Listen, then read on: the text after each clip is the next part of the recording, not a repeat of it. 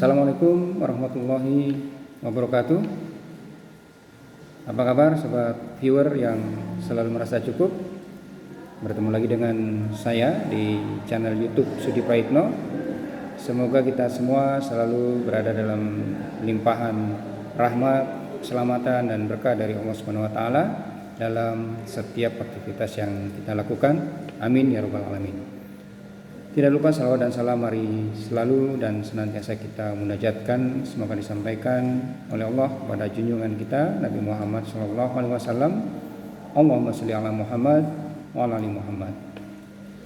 Sobat viewer, hari ini Jumat tanggal 5 April 2024 adalah hari yang kesekian kalinya dari pelaksanaan sidang pemeriksaan perkara perselisihan pemilu presiden dan wakil presiden tahun 2024 di Mahkamah Konstitusi. Persidangan mana sebagaimana kita ketahui bersama sudah dimulai sejak tanggal 27 Maret 2024 yang lalu. Dan hari ini direncanakan Mahkamah Konstitusi akan memanggil dan meminta keterangan dari 4 orang menteri yang sebelumnya sempat dimohonkan oleh pemohon dalam perkara perselisihan hasil pemilu presiden dan wakil presiden 2024. Ya, dalam hal ini pasangan calon nomor urut 1 dan pasangan calon nomor urut 3. Dan ternyata permohonan untuk menghadirkan saksi dalam sidang di Mahkamah Konstitusi dikabulkan oleh Mahkamah Konstitusi. Sobat viewer, berbicara tentang pemeriksaan saksi dan ahli sebagai 2 jenis alat bukti dari 6 alat bukti yang dikenal dalam perkara perselisihan hasil pemilu presiden dan wakil presiden, yakni ada bukti surat atau tulisan, kemudian ada bukti keterangan pihak terkait, ada bukti petunjuk, ada juga bukti lain berupa informasi elektronik, dan berikutnya yang akan menjadi perbincangan kita pada siang hari ini adalah bukti berupa keterangan saksi dan keterangan ahli. Mengapa kedua bukti ini kita bahas pada kesempatan kali ini? Karena ada hal menarik yang berkembang dalam persidangan di Mahkamah Konstitusi berkaitan dengan pemeriksaan saksi dan ahli. Sebagaimana kita ketahui bersama bahwa Mahkamah Konstitusi sejak sebelum persidangan perkara perselisihan hasil pemilu presiden dan wakil presiden tahun 2024 sudah mendeklar atau memberitahukan atau menyatakan bahwa para pihak dalam perkara perselisihan hasil pemilu presiden dan wakil presiden tahun 2024 itu dibatasi jumlahnya untuk mengajukan saksi dan ahli. Menurut juru bicara Mahkamah Konstitusi, pada hari Selasa atau 1 hari sebelum sidang perdana digelar, disampaikan bahwa para pihak hanya diperkenankan atau hanya diperbolehkan mengajukan 19 orang, apakah merupakan saksi atau ahli. Jadi baik saksi atau ahli yang akan diajukan oleh para pihak itu dibatasi maksimal 19 orang. Baik nanti yang akan diajukan oleh pemohon, oleh termohon, oleh pihak terkait maupun oleh Bawaslu. Yang menjadi pertanyaan adalah apakah sikap atau keputusan Mahkamah Konstitusi melakukan pembatasan jumlah saksi yang akan diajukan oleh para pihak dalam persidangan perselisihan hasil pemilu presiden dan wakil presiden tahun 2024 ini dapat dibenarkan, ya, baik secara yuridis maupun secara tentu saja kepatutan atau kewajaran. memang bila kita baca ketentuan dalam Undang-Undang Nomor 24 Tahun 2003 tentang Mahkamah Konstitusi yang itu kemudian diubah beberapa kali, terakhir dengan Undang-Undang Nomor 6 Tahun 2020, tidak ada satupun ketentuan pasal dalam undang-undang tersebut yang mengatur tentang berapa banyak atau berapa jumlah saksi dan ahli yang diperkenankan atau yang diperbolehkan untuk diajukan oleh para pihak dalam persidangan di Mahkamah Konstitusi. Nah, itu satu hal yang mungkin perlu kita garis bawahi, bahwa undang-undang tentang Mahkamah Konstitusi tidak mengatur kewenangan Mahkamah Konstitusi untuk membatasi para pihak mengajukan bukti, terutama saksi dan ahli dari segi jumlah. Kemudian bila kita cermati ketentuan lebih teknis berkaitan dengan bagaimana beracara di Mahkamah Konstitusi, khususnya yang mengatur tentang perselisihan hasil pemilu presiden dan wakil presiden tahun 2024 ini, maka yang perlu kita pahami adalah adanya peraturan Mahkamah Konstitusi nomor 4 tahun 2023 tentang tata beracara perselisihan hasil pemilu presiden dan wakil presiden yang digunakan oleh Mahkamah Konstitusi dan juga dipedomani oleh para pihak dalam persidangan perselisihan hasil pemilu presiden dan wakil presiden tahun 2024 saat ini. Nah, dari beberapa pasal yang ada di dalam peraturan Mahkamah Konstitusi nomor 4 tahun 2023 ditemukan ada satu pasal, yaitu pasal 43 yang menyatakan bahwa mahkamah, dalam hal ini Mahkamah Konstitusi, dapat membatasi jumlah saksi dan ahli yang diajukan oleh pemohon, termohon, pihak terkait dan Bawaslu.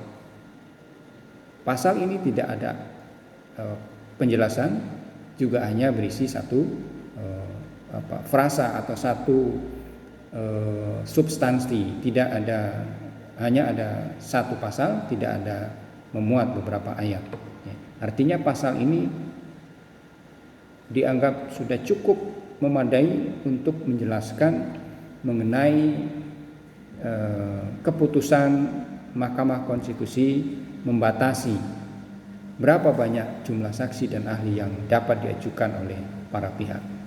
Nah, inilah ketentuan yang juga menjadi dasar manakala juru bicara Mahkamah Konstitusi menyampaikan bahwa MK membatasi jumlah saksi dan ahli yang akan diajukan. Jadi dasarnya adalah pasal 43 Peraturan Mahkamah Konstitusi nomor 4 tahun 2023. Yang menjadi pertanyaan adalah berapa banyak pembatasan jumlah saksi dan ahli itu yang dimaksud oleh pasal 43 ini? Maka kita tidak akan bisa menemukan pembatasan itu dalam segi berapa banyaknya, ya. Apakah 19 atau 15, ya bagaimana dilakukan pada sengketa Pilpres periode sebelumnya, atau bahkan lebih dari 19. Namun yang jelas kenyataan yang kita lihat dalam persidangan perkara perselisihan hasil pemilu presiden dan wakil presiden tahun 2024 ini, jumlah saksi yang boleh diajukan bersama-sama dengan jumlah ahli totalnya itu adalah 19 orang. Jadi 19 orang saksi dan ahli yang boleh diajukan oleh para pihak yang ditentukan oleh Mahkamah Konstitusi itu murni didasarkan pada pertimbangan Mahkamah Konstitusi sendiri berdasarkan rapat permusyawaratan hakim, ya, tanpa diikuti dengan penjelasan mengapa jumlah saksi dan ahli yang dibatasi itu hanya 19 orang. Ini yang kemudian sesungguhnya menimbulkan pertanyaan bagi banyak kalangan, khususnya bagi para pemohon yang tentu saja merasa punya kepentingan untuk membuktikan dalil-dalil permohonannya dengan mengajukan bukti-bukti yang cukup, bukan hanya bukti surat atau tulisan, tetapi juga bukti lain berupa saksi dan ahli. Oleh karena itu, sobat viewer sekalian, menjadi sangat sulit bagi para pihak, bukan hanya pemohon dan termohon atau pihak terkait ataupun Bawaslu, ketika mendalilkan hal-hal yang itu membutuhkan pembuktian secara mendalam, bukan dengan mengajukan bukti surat, tetapi dengan mengajukan bukti saksi dan ahli, ketika kemudian Mahkamah Konstitusi membatasi jumlah saksi dan ahli yang hendak diajukan. Apalagi bila kita telisik lebih dalam antara bukti surat dan bukti yang lain, walaupun bukti surat itu berada pada prioritas pertama sebagai bukti yang diutamakan, baru kemudian diikuti dengan bukti-bukti lain, termasuk bukti surat dan bukti saksi dan ahli. Namun bila kita ingin melihat secara lebih objektif, maka sesungguhnya bukti saksi dan ahli ini jauh lebih menentukan dibandingkan dengan bukti surat, dari segi kualitasnya. Mengapa? Karena bila kita perhatikan, ada perbedaan yang sangat mencolok antara pembuktian di Mahkamah Konstitusi dengan pembuktian yang dilakukan di peradilan-peradilan lain di bawah Mahkamah Agung, di mana ketika para pihak mengajukan bukti surat misalnya di depan majelis hakim di pengadilan-pengadilan di bawah Mahkamah Agung, itu selalu dan diwajibkan bukti-bukti surat itu diikuti atau disertai dengan bukti aslinya, bukti surat yang asli. Jadi tidak cukup hanya fotokopi yang kemudian dileges atau diberi cap pos dan ditempeli meterai. Itu yang dipraktekkan di peradilan-peradilan, di pengadilan-pengadilan di bawah Mahkamah Agung. Namun di Mahkamah Konstitusi kita tidak menemukan praktek seperti itu. Yang dilakukan di Mahkamah Konstitusi selalunya adalah cukup dengan mengajukan bukti surat berupa fotokopi yang sudah ditempeli meterai cukup dan kemudian sudah diberi cap pos. Itulah bukti surat yang kemudian diperiksa oleh Mahkamah Konstitusi tanpa diikuti dengan pemeriksaan bukti-bukti surat yang berbentuk asli atau bukti surat asli. Nah, ini menjadi soal ketika kemudian bukti-bukti surat yang diajukan dalam bentuk fotokopi ini ternyata tidak ada aslinya.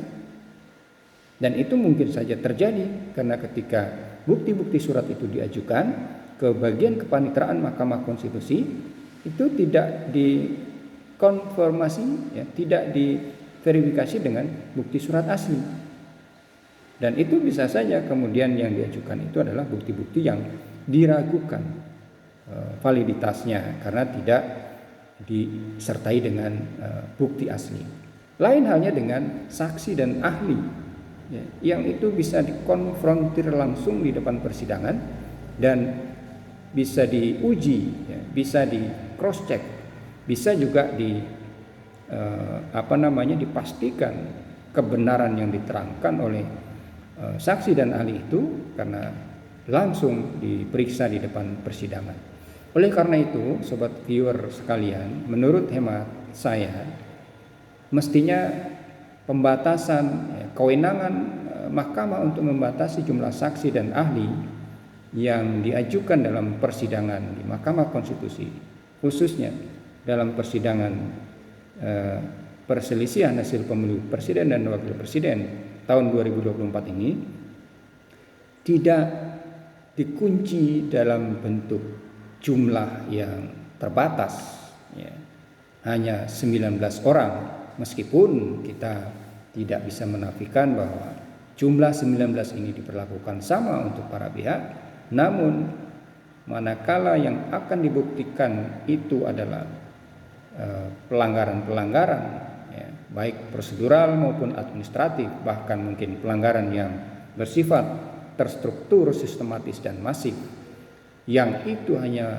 mungkin dibuktikan dengan keterangan para saksi dan ahli, maka akan sulitlah kiranya para pihak yang mendalilkan hal-hal itu, ya, mendalilkan adanya pelanggaran-pelanggaran itu, bila hanya mengajukan saksi dan ahli yang jumlahnya dibatasi.